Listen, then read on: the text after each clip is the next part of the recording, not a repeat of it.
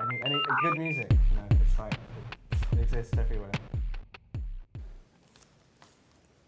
Do you think the music you make is now, there's a lot of, let's say, parallels to the music you listen now yourself, or is that like always stretched a little bit? I think with this one we wanted a sort of like a complete package and a complete idea, and there was a theme, and there was a lot of songs that didn't get onto the record because they didn't kind of, they just didn't quite fit how we wanted them to, and they were the ones, they were slightly more dancier ones, or I don't know, we listened to a lot of music, and a lot of music outside of the influences of this record were the ones you might hear. So, no, I mean, there's a lot else that we listen to apart from that. Can you maybe give an extreme example? What is your side taste? Like anything from 50s surf instrumentals to Detroit techno to like Bollywood film soundtracks and any good music, you know, it's like it exists everywhere. And for you?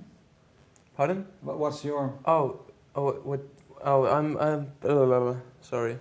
Yeah, I was thinking that there is a good example. There's one song we had which had like meticulously cut up drums, like it was all quite IDM basically, and it did end up being quite fun, and it took an awful long time, but that never made it anywhere near the record because it just didn't fit.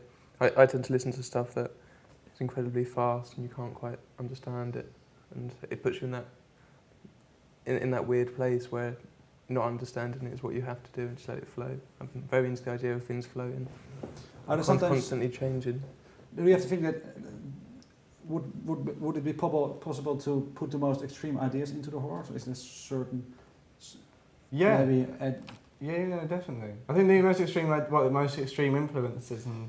Yeah, like if you say maybe the thing you just described. Oh yeah, I mean like Mars are one of my favourite bands ever. And they, do you know what they sound like? They're like a New York no-wave band.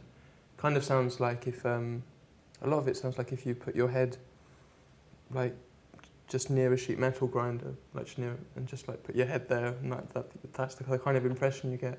And like although that's very good, you wouldn't ever make a song that sounded like that. You might use that technique of like having a short, sharp burst of noise, but you wouldn't go for it wholesale and just do like a 3-minute song that's just here's horrible noise. Okay. It's like, yeah, I mean, like it's weird with influences. Like people, there seems to be like 3 ways of going about influences. People either listen to it and they go, I'm really influenced by this, and they do exactly what they were doing before.